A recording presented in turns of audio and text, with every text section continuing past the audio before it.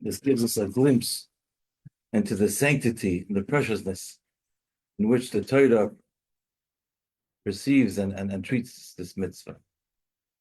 So it's based on a pasuk, the story of the clay midyan, and the pasuk brings down a bunch of different types of metals. The same pasuk that we quoted in our previous subject matter about Tevilas Kalim, this pasuk alludes to Tevilas Kalim and also alludes to the laws of Kashering Kalim.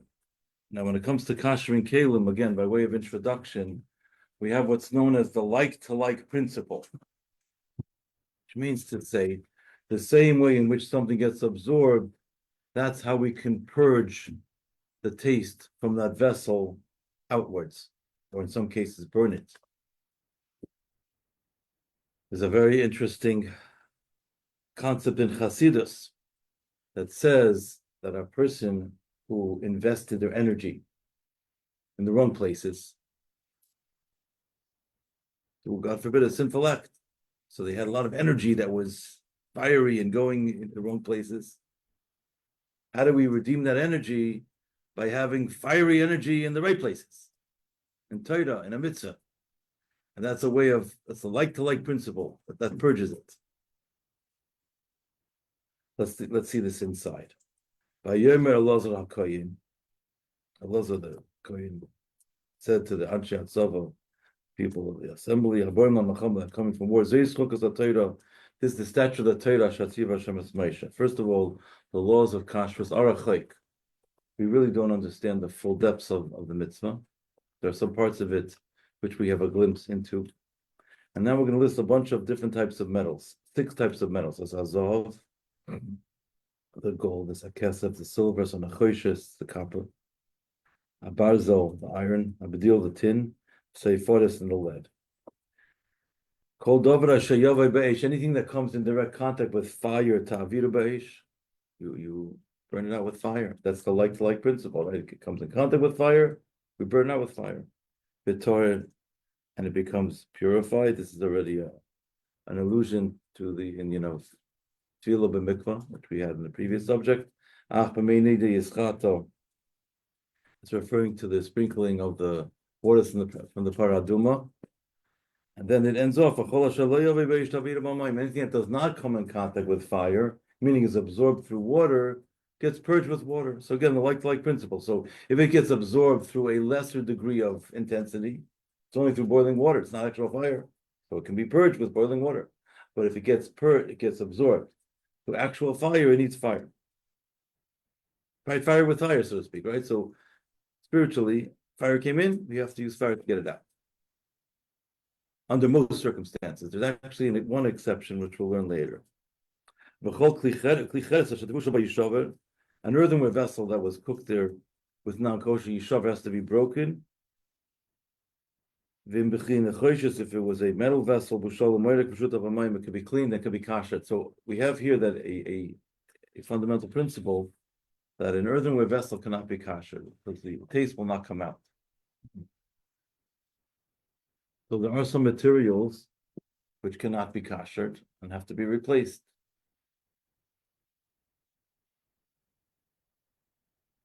And in that itself, we'll learn that under certain extreme circumstances, strong cases of need, if somebody goes back into the kiln at very, very extreme temperatures, there's a way to permit kashering some things also. But generally speaking, earthenware cannot be kashered.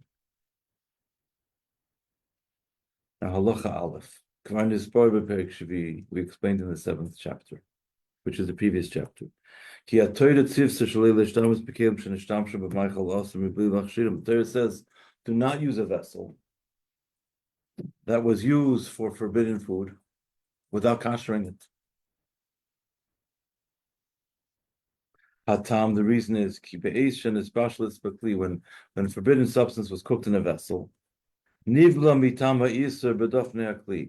inside the vessel was absorbed the taste of the prohibited material in the walls of the vessel. If you're going to now cook with that same vessel, kosher food, the the vessel will give off the taste of Isser.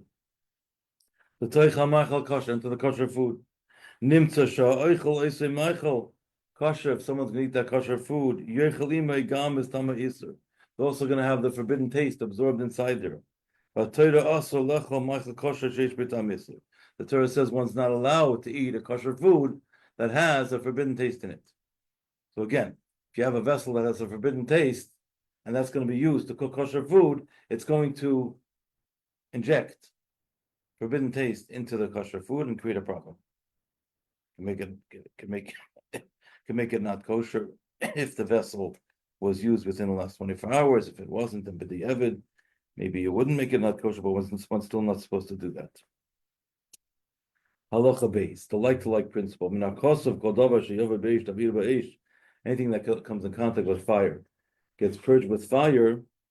Anything that does not come in contact with fire, one purges it with water. The rabbis learn out one can kasher with fire something that was used with fire. And you can kasher with water something that did not get in contact with fire. Okay, therefore, vessels that get direct fire, for example, a barbecue spit. Direct fire. No water there, right? You got the coals, or you have the flame, it's mamish direct fire. The kashering of such utensils is through live fire. The kelim shemavashim reistim, but other vessels that you only cook with boiling water, you put water inside them. For example, an average pot in the kitchen, frying pans will leave on the side.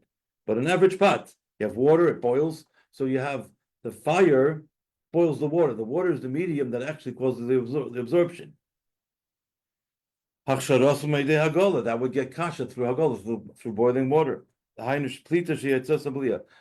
now there's another principle which I want to share with you. The actual effect of hagolah is different than the effect of libon, of kasha with fire. When we kasha with hagolah, what it does is it takes the taste that's inside the vessel and it purges it, so it's going to go out. It still exists, but it's leaving the vessel. When you kasha something with live fire, there's so much intensity there that it burns the taste in its place. There's nothing left. So we don't say that the taste goes out in that kind of an arena. No, it's such intensive heat. It burns it in its place. Now we turn to the top of page Kuftazayin. Vessels that were used for cold application. Let's say they just use them, just cold drinks. It didn't sit in there for 24 hours. You just rinse them and clean them. The kashering them, kashering them would be to rinsing them in cold water. The last klal we have here is klal zeh masulon chazal. The following rule, the following principle our rabbis gave us. Just like it absorbs, that's how it purges. In the mannerism and the manner in which the vessel absorbs the forbidden substance, in this way, the forbidden substance is spit out as well. General principles.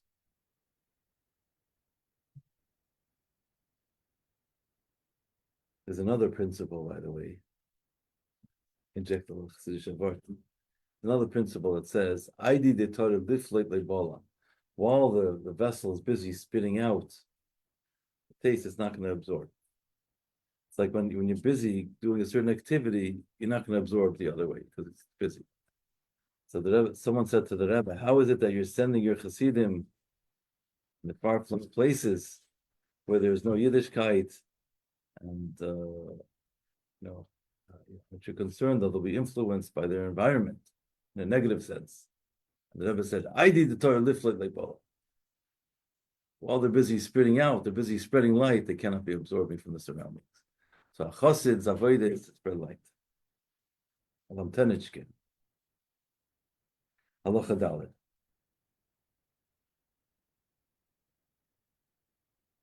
Again, it's really reiterating what we already said, but it's going to give a little bit more details.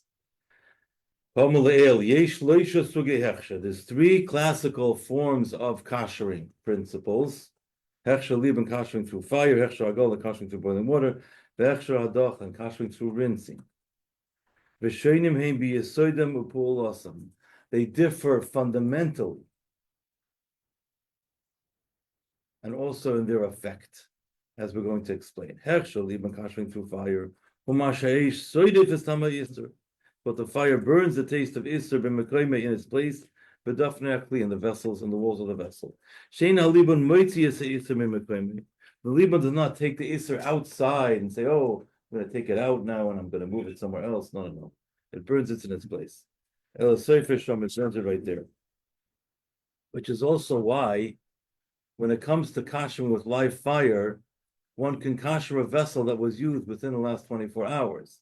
Because you're burning everything in its place, we're not worried, oh, the fresh taste is going to come out and reabsorb in the vessel and make the vessel not kosher again. No, it's gone. It's totally burnt up. It doesn't exist anymore. So do you have to wait 24 hours? Ah, next halacha. Heksha hagolo, by hagolo, you do have to wait 24 hours because it affects. Shamayim haroischim, the boiling water, meitzim es tama yisur. They take out the taste that's yisur, the forbidden taste, habalua b'kli that's absorbed in the vessel, and it brings it into the water. So if you don't wait 24 hours, and I'm kashering my vessel over here, yes, and it was used within the last 24 hours, now that this forbidden taste is going to go out into the water, and it's forbidden material. It's going to go back in afterwards. It's going to make the vessel not kosher again. Which is why, before we kasher with hagala, we make sure the vessel was not used for hot within the last 24 hours. Hechsher hadacha, it's rinsing. Nasa idei shif akli v'adacha.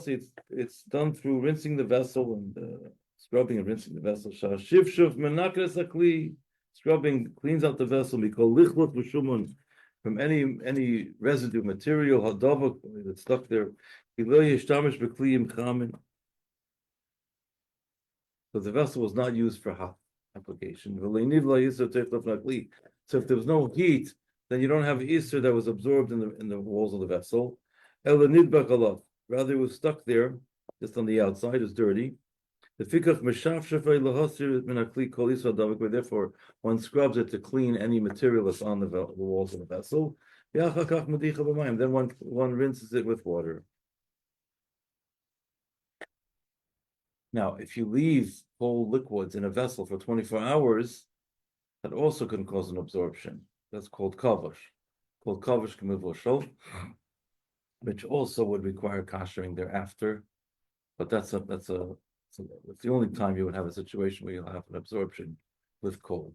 There's one other example of this, which we learned, and that would be if you use a knife and you cut a sharp food.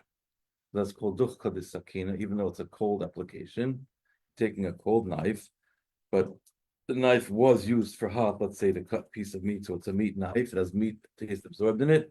I cut an onion, now the double effect of the pressure of the knife going into the onion, that's called duchka de sakina, that penetration effect, together in conjunction with the fact that the onion is a sharp food, so it pulls out the taste of the meat in the knife and it makes it into a fresh taste.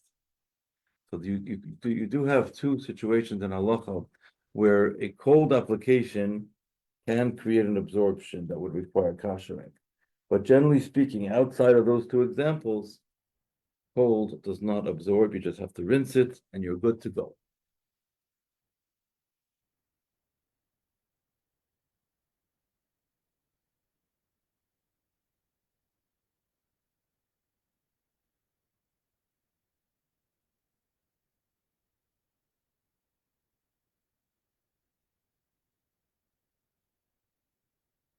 Any questions? Yes.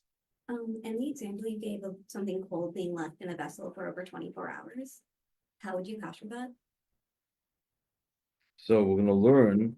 You can kasher it with boiling water, sure, and here he speaks about it over here.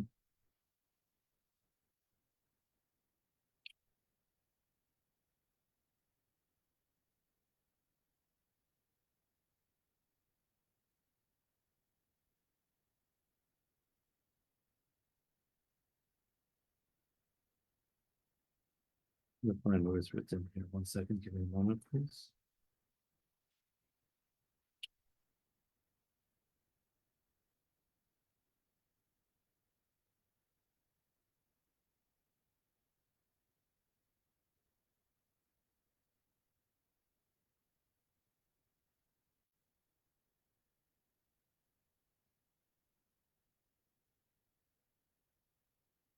There's also a din of mila ve'iroi in certain cases where you can fill the vessel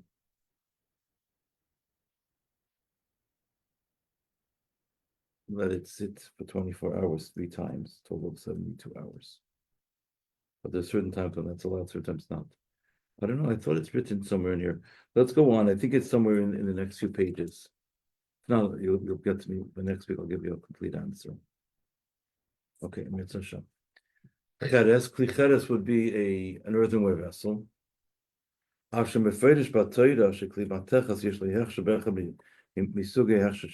though we said that earthenware vessels can be kasher in one of the ways we said. There's a type of vessel that cannot be kasher. That's an earthenware vessel. It says in the Torah, an earthenware vessel that you cook there should be broken. A klicheres that cooks meat that was made holy. So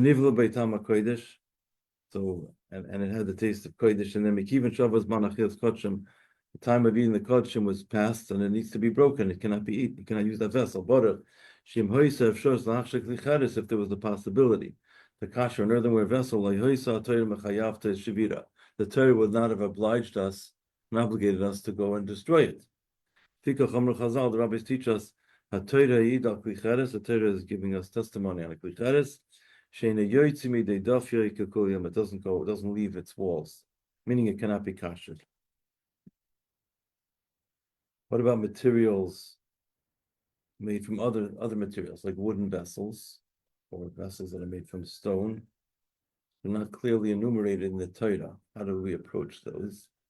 Kli eitz, a vessel made out of wood, kli even or stone, and other vessels like nisparish dinam b'Torah. The Torah doesn't enumerate the laws regarding kashering them. Das Reva Poskim, most Poskim say kli eitz ve'even, a vessel made out of wood and stone, yesh lahem hechsher, can be kashered. Bedinam doim eladin kli matechas, and their laws are similar to the laws of a metal vessel. Gam kli aluminum, which is a newer type of material, but it's similar to metal. Dine shavel ashar, the din shar kli matechas linyan hechsher. Regarding hechsher, it's like other metals, and it does get kashered. Some opinions say when it comes to tevila, by the way, you tevel metal, but you tevel aluminum, but you don't make a bracha. This is a new type of material. You definitely tevel it. But, yeah, you definitely would tevel. If it's a disposable pan, you're going to throw away. You don't have to tevel, but if you're planning to reuse it, then it's proper to tevel. If you're planning to reuse it. Okay, what about a vessel that's made from plastic? We have those silicone type of molds that are used for baking, right? Today we have new materials that were not around in the early years. Gumi means rubber, plastic. We don't have a tradition from the Pasuk and the Rishonim. Some say we shouldn't kasher these materials. We don't have a source. And the Rishonim about them. Amnam das kama poskim, many poskim say she'efshel hagilim, we can do hagola. Kameshim hagilim klimatechas, as we do metal. Im yesh cheshash hakli yiskalkil. If we're concerned that the vessel will get ruined through the heat of the water, also hagila, you're not allowed to do hagola ki yesh lachashosh. We have to be concerned sheyifchad pen yiskalkil hakli. Maybe the vessel will get ruined. But layagilenu yafi, you're not going to do a proper job. Some say you're not allowed to do it for Pesach. You're allowed to kasher from other substances. The pikach ein lachshim lePesach. We shouldn't kasher plastic for Pesach. Because one can buy new ones. From other Yisurim, meaning for year-round use. So you had a kosher milk vessel that was mistakenly used for meat. As plastic, one would be allowed to kasher plastic in a situation where there would be a slight loss, not kashering it. Some opinions say you can't kasher plastic at all, but we are lenient about it during the year for kashering if there's a need. What do you mean by a slight loss? Like if someone's not going to be able to kasher the vessel and they have to spend $30 to buy a new vessel, and it's something that's hard for them, the sense of loss. It doesn't really make a difference to them, and it's easy for them to buy new and not to kasher. It's wonderful, but if it's hard for them, they could be lenient.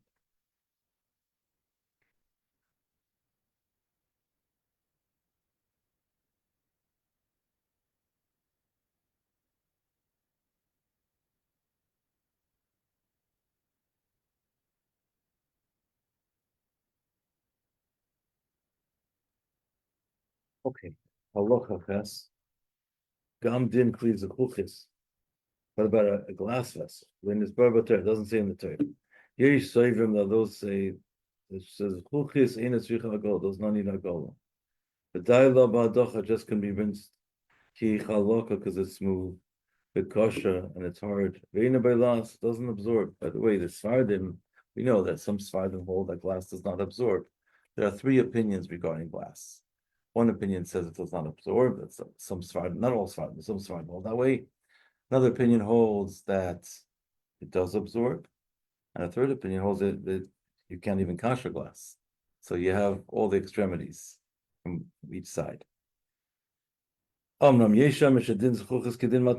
say that glass is similar to metal. It has similar properties to metal, right? You crush it up and you can refire it up into glass. If you have questions, go to the Corning Glass Museum, 5 hours from here. They'll give you a full shear. They'll give you a full demonstration. And the same with the metal. You could heat up the metal and reshape it.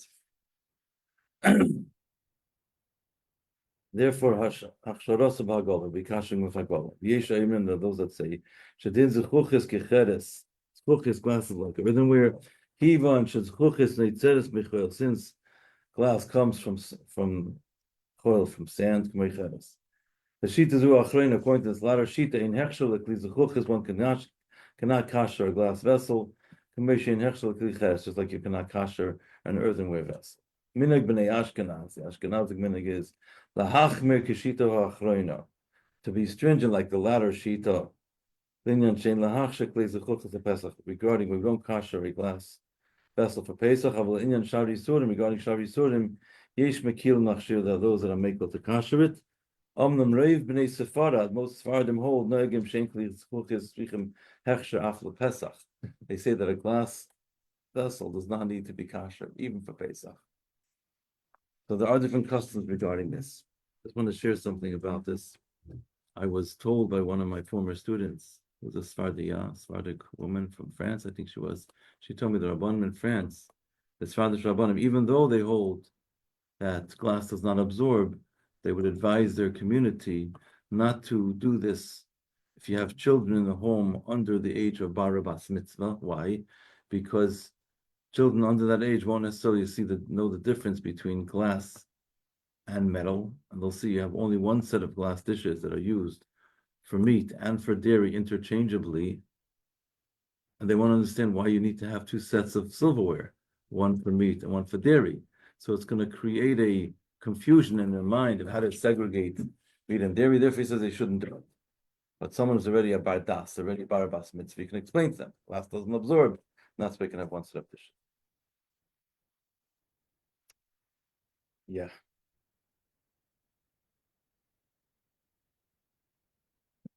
Halacha tes, according to the poskim, Alpia poskim Masayim that holds just chuchis ain't hechsher. The glass does not need hechsher, does not need kashering v'shari surim. Yeshnei hagim, some people would have the custom likneis kliz chuchis to buy a glass vessel. Yeshonim old from a nachri, from an anju. Mishafshe from, they would scrub them. From maticham heitev, they would rinse them well. From mishtamshe behem lachat tefillah, they would use them after tefillah without hagolah, because they old, doesn't absorb. Yeshnei hagim oid. There are those that have another custom, l'shtamish b'koises uchuchis, they use a glass cup, l'macholi full of common, for hot milk, l'shtamish b'isem kelim atzim, to use those same vessels, l'sudas basar, for meat meal, l'achsha shivshuf adacha, after properly rinsing and cleaning them, because again, they hold that glass does not absorb.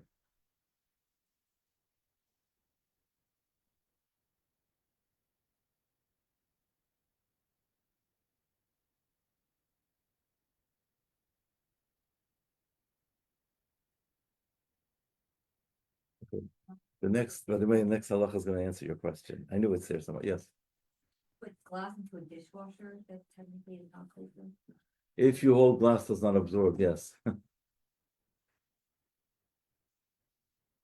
Those Sephardi rule that, Ashkenaz. Yeah. But then there's another question about that. Yeah, interesting. You're asking a very fascinating question. Glass doesn't absorb, so what's the problem? You could even use it for non-kosher, right? But it doesn't smell right to me. When you're using it for kosher and it doesn't absorb, you say, okay, so it's a neutral status. But I'm not sure if it's considered proper to use for non-kosher. I have to look into that a little bit more. If you did by mistake, it wouldn't absorb according to that opinion. But whether one should do so l'chatchila doesn't sound right to me. Yeah. Okay. Let's go on. Halacha Yud, then Yud Aleph gets into the question we had before. Ulam yesh oimrim, that those that say shekhonik li zechuchas binachri. If someone buys a vessel from a non-Jew tzorch lachshim, you have to kasher it. Ki yesh oimrim shalchatchila nochen shalei l'shtamish b'kli zechuchas echad levach v'ech l'chol. There are those that say no, one should not use a glass vessel for dairy and meat if you could kasher it, so you shouldn't be lenient. Although b'diavad in nesach li zechuchas shal Yehudi, if it did become usher, I feel that she doesn't even according to their opinion, yesh lakal achshira, one could be making kasher it. Calls the Bnei Ashkenaz, that's for the Ashkenazic tradition. Although Bnei Sfarad, the Sephardic tradition, with term leish-damish b'lizuchuchis, one could use glass vessel, lebasa v'gam l'cholav, for meat and for dairy. Imishav shavam madichem ben shimish l'shimish, if you were to clean it between usage and properly wash it, according to the Sephardim. Now, how would you kasher glass? So Halacha Yud Aleph goes into these details. It enumerates a bunch of different methodologies. What's even kosher glass, pardon? The Sephardim, yes. Yeah. Which brings us to the famous running. It's a song and a joke. You know, if you want to be a Sephardi, comes Pesach and have rice on Pesach, be able to use one set of dishes. And you also have to be a Sephardi in Chodesh Elul. They get up at the crack of dawn and say Selichot the whole month. You know, they have their things that they have to do more than by the Ashkenazim also. So it's and also doing Bishul Beis Yosef is a big commitment. Okay, Halach Yud Aleph. How do we kasher glass? The Mikra Shemot Lachshira commissions earlier. In a situation where one could kasher, as we said before, if someone used a glass vessel in Michael Iser with a forbidden food, hot, let us play. One kashers it the same way it's used, with hot water. If one used it for cold, however, it became also because the cold liquid sat there for 24 hours. As we said, that's one of the two exceptions where cold can actually absorb. One can kasher it through mila v'iroi, through pouring, letting it sit in a vessel on cold liquid for 24 hours, dumping out the water, doing that same process again, dumping out the water 24 hours later, and again 24 hours later. It's called mila v'iroi, yes. Does it have to be like, can it just be water? Let's say it's a bowl that got draped. Can you just pour water into it, or does it have to be in a bigger vessel? Like It should be immersed in water. It should be in a bigger vessel. Then I was explaining it. After you rinsed and cleaned the vessel from any residue, so you can only kash something that you can clean the insides of. So if it has a very small neck and you can't get like a wire brush to clean it, it's a problem. You fill up with water a yachas klizeh shveit lachshil techli sheni, or you put into another vessel bigger than it, and it fills it with water, till it's totally covered over. Okay, after it sits there for no less than 24 hours. You pour out the first water of you refill second fresh water. You wait another 24 hours, and you wait a third time. You didn't change the water in between, then it's only going to be counting like one soaking of 24 hours. And you still have 2 more 24-hour cycles of soaking that need to be done. But you have to then refill it and let it sit for 24 hours 2 more times. These 3 24-hour periods of cycle of soaking do not have to be consecutive. You can soak it 24 hours on Monday, decide to take a break and go on vacation to Florida, come back on Thursday and soak it for another 24 hours, go to sleep over Shabbos, make Kiddush, have a nice Shabbos, and then after Shabbos, do it again. It's okay. This is for glass? Yeah. Any questions? You know my joke about Ross Perot? You don't know. Okay. So Ross Perot was this Texas billionaire who was running for presidency in the 1980s. Nobody took him seriously. He wasn't going to win. But he had a lot of money, so he funded his own campaign. He's a very funny person. People would just watch him just for the entertainment value. He had a very small head and big ears. He would ramble on about all his mishigas. At the end of his talk, he would say, if anyone has any questions, I'm all ears. We had such a good time with that back in the day. Anyway, okay. Any more questions? Hashem, let's go back to. Oh, wait, I have one. Yeah.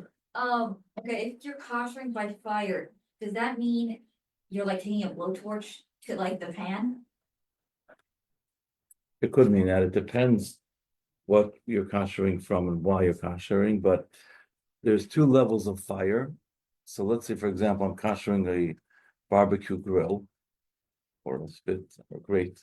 That gets live fire application. So it has to be koshered with live fire and get red hot. Really, really hot. You may even need coals to get it to the right temperature.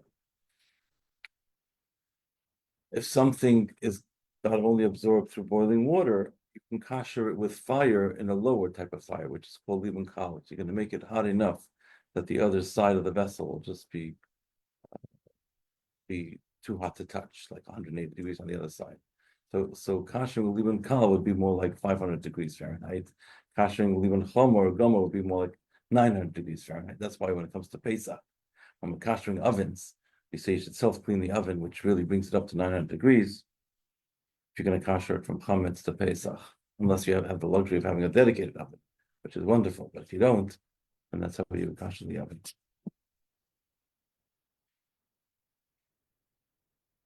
Okay, story time. Should we tell a story now? I have one thing. Yeah, please go ahead. It's like on top of the little. If fire just like burns it up, if you're like at a bonfire and you're like roasting like s'mores and like someone has like trace s'mores, is that an issue to use the same bonfire? Technically, probably not. If you're not touching, the foods are not touching each other, especially if you're not doing it, if you're doing them one after the other, there's no problem for sure, because it burns anything up. Do it right next to each other, be a little careful, because in case there's any spillage. But if you're doing it one after the other, wouldn't be a problem. It burns everything up.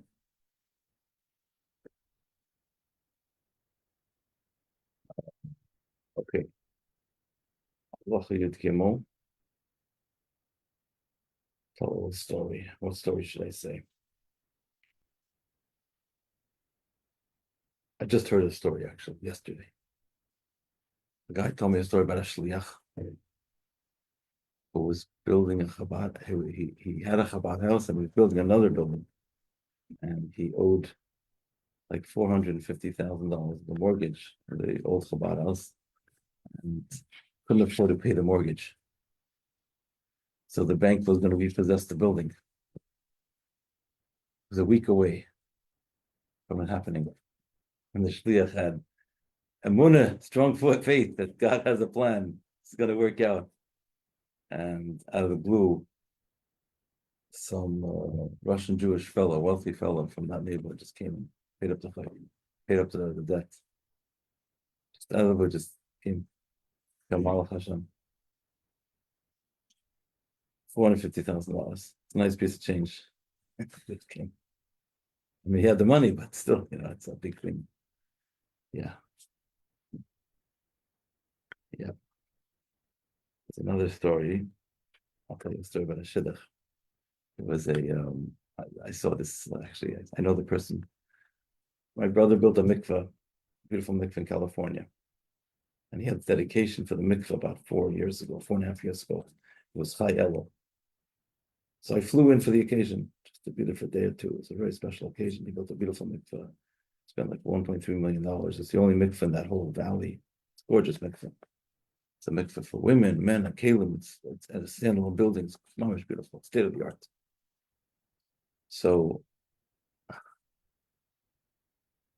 many people came, and the president of the Chabad house came. He's a Yiddish fellow who went to a Jewish school, and he's a traditional fellow, and he wanted his kids to marry Jews. It's traditional. He's a very big Baal stock, gives tremendous amount of stock. Beautiful soul.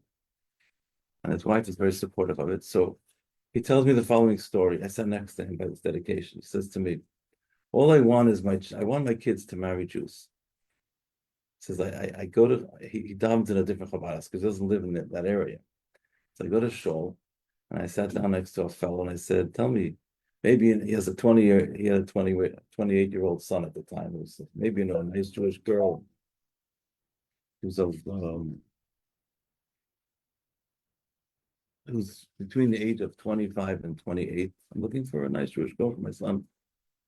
So the guy he sits next to says, oh, I have a daughter, she's 27. Starts telling him about, they start talking, and it became a shidduch.